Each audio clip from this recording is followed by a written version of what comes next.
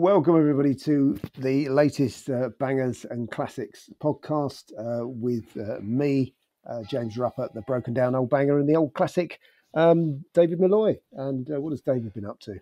Well, I take exception to being called an old classic. I mean, I think you are, David. That's what I've been no, told. no. I'm certainly not a classic, and I don't think I'm old. Oh, really? Just nicely seasoned. That's all. Oh, okay. Maybe a bit grizzled. You can call me that. What have I been doing this week? Well, bits and bobs. I saw an MGB GT yesterday. Unfortunately, it was in a garage that a friend of mine runs. A rubber bumper model. Looked pretty good condition, I have to say. Oh, right. Nice blue one. And I thought, yeah. Unfortunately, it didn't work at that point in time. But I'm sure with his tender care, it'll be back and up and running in no time. Yeah. But yeah, it looked a Kia, for example, which is always nice to see. Yeah. So old style MX-5, as it were. The 4runner to the MX-5. Yes. Anyway, I can't let it drop, can I? No, I just just can't. not. No. But that was about it. Yeah, it's been a pretty quiet week. More work on the EV, which is coming along. And I have some bits from the EV sitting here in front of me. Oh, right. Yes, which will be getting fitted to it soon. But that's about it. It's been busy but quiet. I've also been writing a new book, Right. doing some work on it. Creative juices such as they are had dried out for a little while. But they seem to be flowing again, which is good. That's good, yeah. Yeah, possibly aided by lots of beer. I don't know. Yeah. What about you? What have you been up to?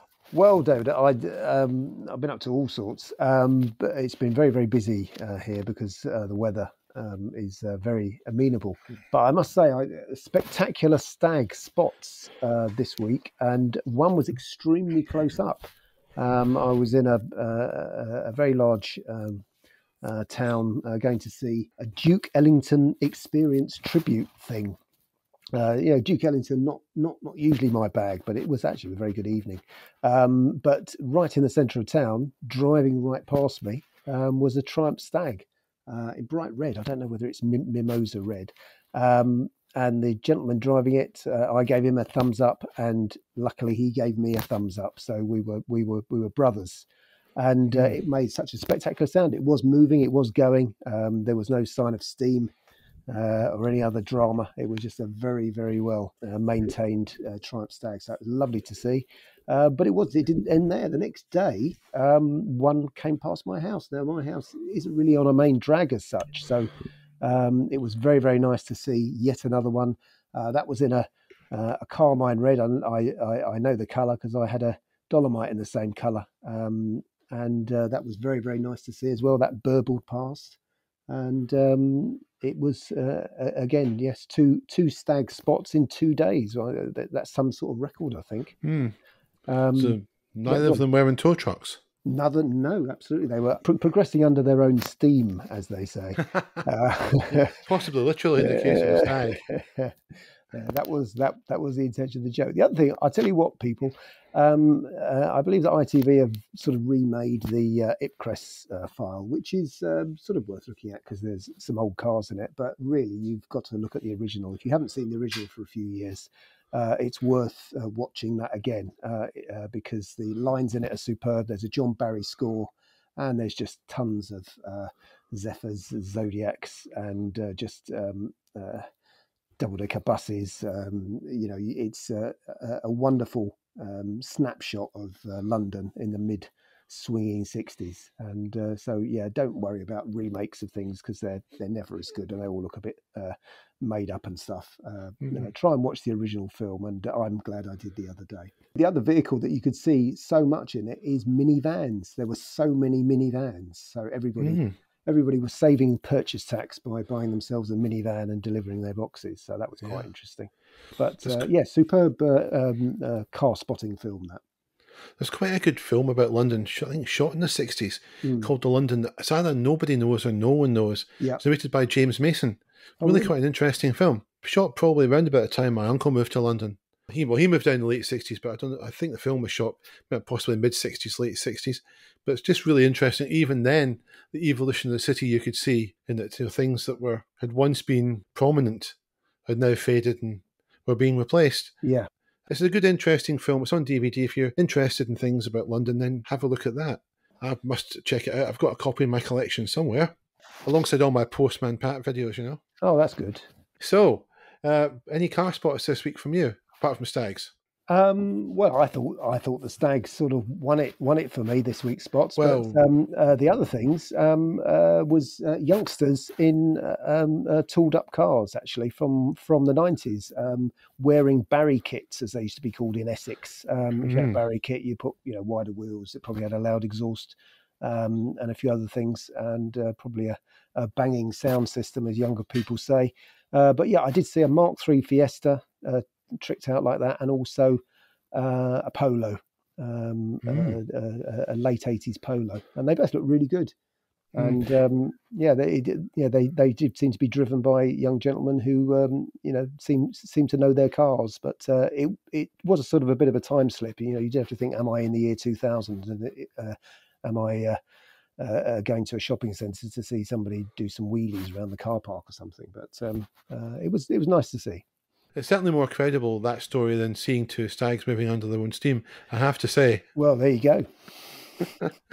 Anyway, shall we move on to the banger classic for this week? Ooh, And I think we should. Yeah, and right. this week, we're going to go to the Blue Oval. We're going to talk about the Ford Capri, specifically the Ford Capri Mark IV, that was introduced in, if I remember correctly, 1976, and was replaced by the almost identical Mark V in 1979. Yeah, I must pull you up there, David. You did say Capri, and I thought we were talking about Cortinas. I know they're both. Did I say Capri there? Yeah, you did actually. They're both. Oh, right, they're both I'm an holiday. idiot. They're both holiday venues in Italy. But we'll start again, right?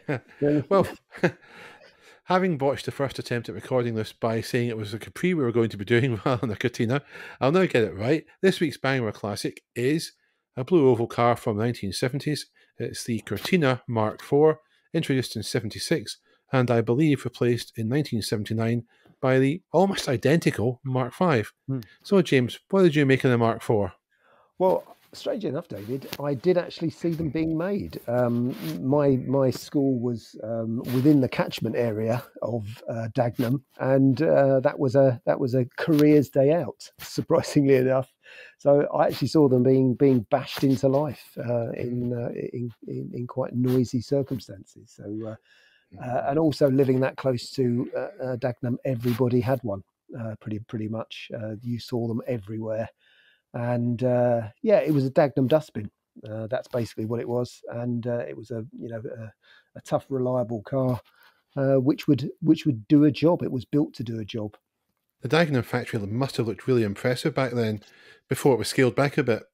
Oh, it was unbelievable because they did. I mean, they would also cast the steel there. I mean, it was just amazing. It was just it wasn't just the steel came in. It was all done on site. It was absolutely huge. It was absolutely massive. So it was incredible just to see the production line there. But, I mean, it looked extremely scruffy, I must say. And I did go back a few years later when, quite a few years later. And I saw Fiestas being made there, which was probably one of the last cars to be made there. Yes, it was. You're right. It was a huge, sprawling site.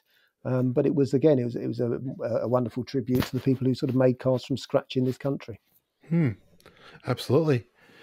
Yeah, I mean, the Mark IV had a different look to it than the Mark III. Obviously, the Mark III was the Coke bottle styling, as you used to call it. Right, yeah. But the Mark IV was basically the same platform. It was just more or less really just a different body shell. Yeah. I mean, there were minor changes, detail changes, but that's essentially what it was. It wasn't a completely new model.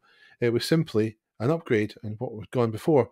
And I remember back in about, late 70s, probably about a year after the Cortina came out, I was a kid, and I was chatting to a friend of mine.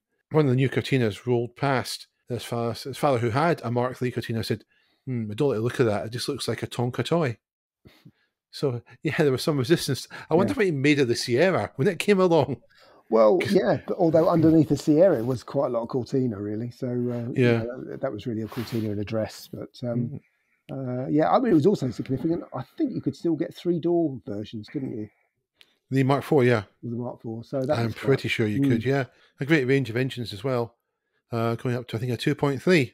Yeah. In this country, I think possibly in South Africa, you could maybe even get a 3 litre. I don't know. Yes, I think there was, wasn't there? Yeah, possibly. Curtina was the best-selling car in the UK from 1972 until 1981 inclusive. That's quite a feat. Yeah. I mean, the thing that always gets me is how do you tell a Mark IV Curtina from a Mark V? I'll give the listeners a quick clue. Look at the indicators on them; they are very different between the Mark IV and the Mark V, and the grille as well. There's other changes too, but they're the two most obvious ones. Yeah. I have to say, my overriding impression of the Curtina is it was good at what it did. It was a bit bland, but it did exactly what it said in the tin, to quote a certain advert. You know, for that reason, and because it was so well beloved of British people, I'm going to have to say it's a classic. Yeah. Oh, yeah, it is. Yeah, absolutely. I don't think there's any doubt about that, really. But yeah, it's a lovable old Dagenham Dustbin. And, There are not so many left these days, are there? No, again, it's a car that was everywhere and now is nowhere. Exactly. You literally couldn't walk down any street in any town in Britain without falling over Curtinas. No. There were so many of them around, and they became such a common sight that within a few years they almost just disappeared. That's right. And on that note, I think we'll take a very quick break. You're listening to the Bangers and Classics podcast, presented by James Ruppert, the man with more books in the National Library, and David Malloy, who cheats at challenges. So we're back after the break, and I have to open this segment of the podcast with an admission. We have a challenge this week, and guess what? I've broken the rules yet again. But if you listen on, I think you might agree that it's for a very good reason. Mr. Ruppert, however, might take a bit more convincing. Let's find out, shall we? So, James, the challenge, if you recall, I better make this clear because obviously you seem to have great trouble reading my so carefully crafted emails. The challenge is to find a classic car with a sub 1 litre engine that costs under £3,500. Did you say sub 2 or sub 1? Sub 1. Oh, okay. All right, go on. It costs under 3.5k and has a current MOT. And originally, as written, the winner of the challenge would be determined according to the official fuel economy figures for the car. This was a budget buster. This was the idea. All right. And of course, I went off the rails yet again. But still, never mind. Tell us what you got, boy.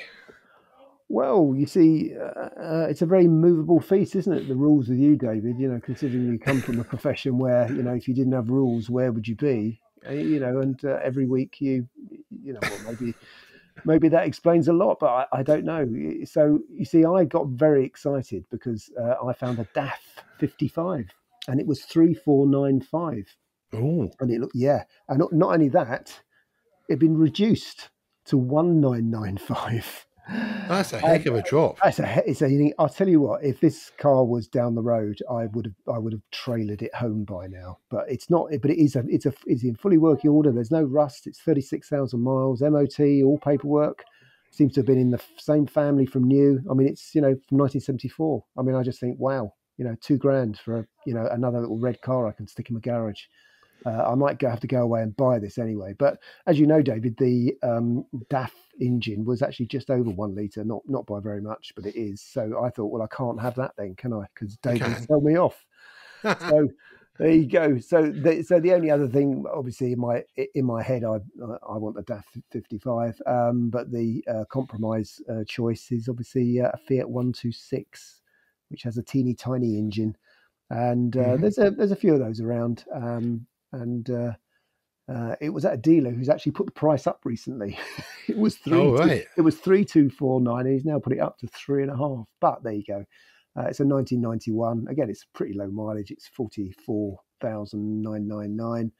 It's a little 3-door rear engined 126. But my heart is still with the DAF. But I can't wait to find out how you've cheated this week, David. That's really all I'm concerned about. Well, I picked a car which, as it happens, has got the same engine as your 126. Oh, right. It's a Fiat, but it's not a 126. It's a Fiat that was never actually available here. This particular model, it's a Fiat Panda 30. Oh, right. From 1983, so it's a very early Panda. Yeah. It's in Italy. It's a sort of browny, rusty colour, but it's not rusty. And it looks absolutely spectacular. As basic as you get. It's utilitarian in the extreme. If you look at the seats, the seat backs basically are It's almost like canvas deck chair backs. Yeah. You've got that lovely parcel shelf in the car. Again, it seems to be made of fabric. You've got quite a lot of bare metal exposed on the dashboard and in the door panels. I know what, it looks fantastic. You've got rubber mats instead of carpets. Brilliant. How practical is that? It's fantastic. The underside, the photo of the underside, it looks great. Yeah. It's obviously been kept in a sunny clime, and it looks as if it's been really well looked after. So this is a car that I would actually have. I like it that much. It's a 652cc two-cylinder engine, so it won't pull the skin off a bowl of rice. It's going to do, I think, 70, 71 miles an hour flat out. Of course, the legal limit is 70, so there you go. It covers that base as well. Not to 60, well, you can count that in an abacus. And that's basically it. It's just a fantastic looking little car. Of course, it's based in Italy, and it's registered there. I don't have details about the mileage of it, I have to say. The garage that's selling it will deliver it. They actually quote a price for delivery to Germany. So maybe they could do it to here as well, obviously be a bit more. But it's €4,400 delivered to Germany. But the price, it's advertised in Car and Classic, if you want to go and get it yourself, is £3,900. And to me, that's fantastic. And of course, in the ad, the ad talks about that the name chosen for the panda was derived from the Roman goddess of bread. Well, I have to say, was it? The panda was named after the Roman goddess Panda. And there's a difference of opinion here. Was she the goddess of food, which of course includes bread, or was she the goddess of travellers, or was she the goddess of hospitality? But one account says that she was simply worshipped by country folks as a sort of rustic goddess. And this segs nicely with the fact that Fiat, and wisely perhaps chose not to do this, but they were originally thought of calling the Panda the Rustica. And given the propensity of all cars of that era to rust, probably as well that they didn't. But the Panda, and certainly the basic models, have a beautifully rustic utilitarian charm, and this is a prime example of it. And yes, if you're looking for a Panda, or any sort of car from that era that's in really good condition, it's an original. It's even got the original Panda grille, which is basically, it's a bluff grille with slats on one side, on one half of the grille. It looks fantastic. I would buy that in a heartbeat. If it was local, I really would. So you can see now why I broke the rules. Well, maybe, I don't know, but I mean, my cars are rather close to home, so actually UK cars, but except one in your garage that you brought from Italy. Well, that doesn't really matter, does it? I mean, that's not coming into play here, is it? I don't know. it just if you want to make the effort to go and get a car from somewhere else, it's great. I think Italy is one of the, and certain parts of Greece is actually they're the best places to go and buy your classic cars from, rather than here. Absolutely. Yeah. And the thing about it is, it's a model you couldn't buy here. No, you couldn't. Panda 30 wasn't sold in the UK. Yeah. So you couldn't get one unless someone had personally imported one. The chances of that are very, very slim, and the chance of having survived are even slimmer. If you're prepared to make the journey and take the consequences in terms of expense, having to pay tax, etc., it's still a fantastic little car. And I think you should have went for the DAF, actually, just broken the rules. The rules are guidelines, really. We'll call them guidelines. Right. Yeah, we'll call them Chapman.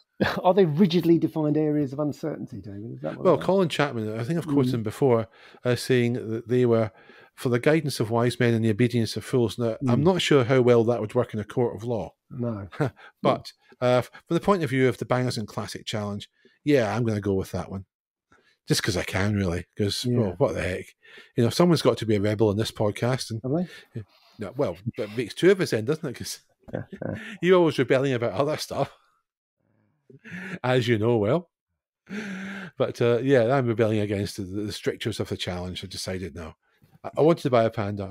I thought it's the ideal car to go for. Oh, and incidentally, in case you're wondering about fuel economy, apparently it has. No, it did. Where is it? I have the figures here. It's 56 miles per hour, which is pushing it. 650cc Panda, you'll get 52.3 miles to a gallon at a constant 56. Right. That is not bad. But to get to 62.5 miles an hour will take you 36 seconds. Goodness me. Yeah. So you ain't going to be burning any rubber in this car, but you won't be burning too much fuel either. No, that's true. The defence vests, my lord. I've seen the mileage variously quoted on these old cars. It's almost impossible to find DAF average fuel consumption. Although I could look in one of my old books, but I couldn't be bothered because I wasn't having that one. But I think the 126 will do something like 58. They said as an average. I don't know whether that is the case or not. Probably a bit lighter than the Panda, so yeah. Yeah, probably would. Slightly more aerodynamic. Oh, I don't know so much. No, I have no idea whether it is. No. You have been the 126, James. Yeah. So have I. Oh, yeah, absolutely. Yeah. Yeah. Yes, they're a hoot. Yeah, fairly terrifying, I think, is the... Yeah, I think, that's probably... I was a euphemism. Hoot was a euphemism for white knuckle ride. Yeah. But again, charming little cars. Yeah. And the hatchback version was the 126 Beast. They called it. It was quite a nice little car, really. The engine was at the wrong end of it to give it good handling characteristics, but still, what if it's a town car? They're not going to be, scooting around roundabouts 80 miles an hour or whatever. No, that's right. Anyway, shall we move on now to the final part of this week's podcast? And it is, we're going to call it the originals. Oh, really? But we can do. Yeah.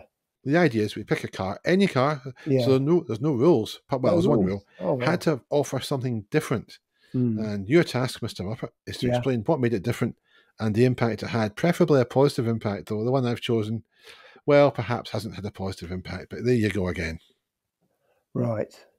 Well, I've gone way back in time. I took a time machine travel, David, to a long way back, and I picked, and I don't know how many people are familiar with this, the Tucker Torpedo, which I think had an awful lot of features which a lot of cars never really caught up with. Effectively, it was quite a stunning vehicle, and I would say that sort of ticks all the boxes. And in many ways, if we're going to do this feature each week or every few weeks, I'll just say the Tucker Torpedo, because there'll obviously be something else. Which it was great to drive. It was far ahead of its time as regards safety. They only built 51 of them because there was a big conspiracy against Mr. Tucker, Preston Tucker as he was. And it's a very complicated story. And there is a film which I think we probably mentioned before, directed by Francis Ford Coppola, who had a few himself. Yes, it was the car that could have changed the world, really. And if you look at it now, it still looks the part. It's still quite an incredibly advanced car. Apparently fantastic to drive, and it looked like nothing on earth as well. So there you go. They only made 40 something, didn't they? I think it's 50. I've seen 51, but I think there is a lot of dispute about exactly how many got made. But it's a very complicated and obviously quite fascinating story. It's a story that I would certainly, I'm sure, as you would, James, urge listeners to read. Yeah, familiarise yourself, because it's a story of one man trying to break into the automobile industry and trying to do something different, and running into a brick wall, unfortunately, in the end. The Torpedo is an interesting car, and if you want to pick up one, basically be rich, be very rich, because that's the only way you're going to get one. Yeah, there were so few of them around that they go for serious money these days. So your best chance of seeing one is probably in America, and probably at a car show. Because really, they're so rare. People are not going to use these cars on the road to any great degree. And in any event, even if they did, you'd have to be in the right place at the right time. The chances of that are very slim. But yeah, I would go for it. So what kind of innovations did it have, James? There was lots of safety features in it, in that basically you used to a lot more chance of surviving an accident compared to cars of the time. It had they say it was an aircraft engine. There's a lot of people saying it was a helicopter engine. It's not strictly true, but it was a sort of a flat six, which is an interesting way to go about things. And it was just sort of things. It's rather, it's sort of other things that you saw later on, like the middle light. They had three headlights, and the middle one turned with the wheels, which is quite a novel concept, which we didn't see until Citroen did it. The Cyclops Eye, I think it was called. Yep. The suspension, I think, was technically called sort of springless suspension, so it was compared to cars of the time, it was very, very sophisticated, very aerodynamic bodywork, 0.30, I think it was like that. But yeah, that and the rubber suspension just made it a fantastic car to drive, even though it was a fairly huge thing. Yeah, it was just a very clever car for the time. It was a lot cleverer than anything else coming out of Detroit. So it had to die, obviously. Everyone else, the big three other manufacturers, didn't like the look of it at all. But there you go. You mentioned the film, James. Yes. I think it's called, was it Tucker the Man in His Car? Yes, I think it is something like that. Something like that, yeah. I've not seen the film, which is quite annoying me. I'll have to go and try and get hold of a copy. Yeah, you don't really see it very often. I remember seeing it at the time, but I don't. It's one. It never gets put on. On telly, and I don't think I've ever seen it for sale. Yeah, but it is worth finding. It came out, I think, in about 1990 or so, from memory. Yeah, I think you're right. Yeah. So I used to go to the movies a lot then. I don't think it ever came to my local flea pit. No. Because I might have went to see it if it had. Yeah. But I don't think it was given, a national release. It was one of those films that was perhaps regarded as a little bit too niche, possibly even in America. If the film is anything like remotely true to the story, then it'll be fascinating. It's a tale for the ages, really, because some things never change, and the obstacles that Preston Tucker encountered will still be encountered by people today trying to do different things. Nothing much in that respect has changed. Whereas the car I'm going to tell you about, basically in certain ways was the author of its own downfall. It was created by a company that began life as a manufacturer of sewing machines. It featured an engine which originally came from the mind of a man who never actually held a driving license. All right. And it's from a company that no longer exists. It was, and indeed it is, the NSU Spider. All right. It was the first production car in the world to have, and no sniggering at the back, please, a Wankel rotary engine. Yeah. Now, the rotary engine we all know about, it was Felix Wankel, or Wankel, I suppose you should pronounce it, because he's German. He had no formal qualifications. He obtained a patent, I think, in 1929, related to an internal combustion engine that had no reciprocating pistons, and instead had a triangular rotor that rotated within the combustion chamber. And the advantages of this was smaller, lighter, and smoother. But he didn't have a working prototype until 1957 or so. And he was working for NSU at the time, and he produced a working prototype. But much to his annoyance, one of his colleagues also produced a prototype rotary engine, a chap called Hans-Dieter Paschke, and NSU went with that engine.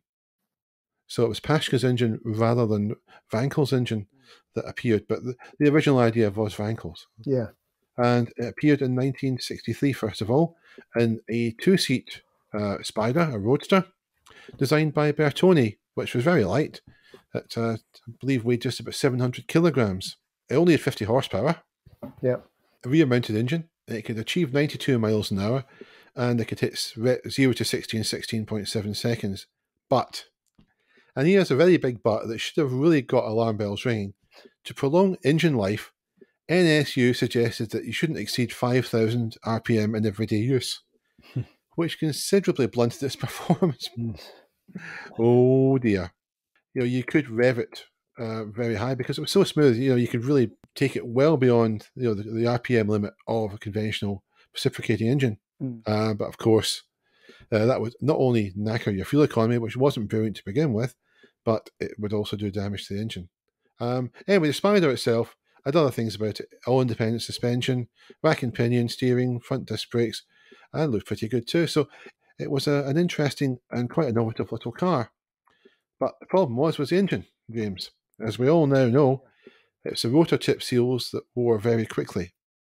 And certainly also the price was a major flaw. I believe it actually cost in the UK more than twice as much as an MG Midget or a Triumph Spitfire. Now, I would say it was a nicer and more attractive car, certainly than the Spitfire. Midget, perhaps not so much. The Midget was always a pretty car, but they only sold just under 2,400 of these Spiders globally in 4 years. Then it was replaced by another NSU with the rotary engine, and we all know what that was, and we know about the disaster it turned into. That was RO80. And people remember the RO80 and they forget the Spider.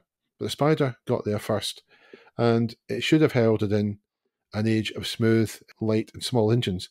But though they could do much to improve the reliability, emissions were always a problem, and that's why I don't make them anymore. That's an original. Unfortunately, it didn't lead to anything great. Obviously, there were some Mazdas, a series of Mazdas with rotary engines, but even Mazda finally gave up the ghost and had to abandon the concept because of emissions regulations. Yeah. And there we have it. I mean, I think they're both interesting cars. The Torpedo is probably more fondly remembered than the Spider, but certainly more remembered than the Spider. Very pretty car, the old NSU Spider, as you say, and yeah, I don't think many people give it a second thought, and we're all very glad that you gave it a second thought. So that's us for another week. We shall be back, all being well, next week with more of the usual nonsense. In the meantime, I'll simply say thank you for tuning in. Yeah, thank you very much, everybody. And hope to see you then. Yeah, we'll see you then. Yeah, well, I'm off to buy a DAF, and you're going to Italy, so there you go.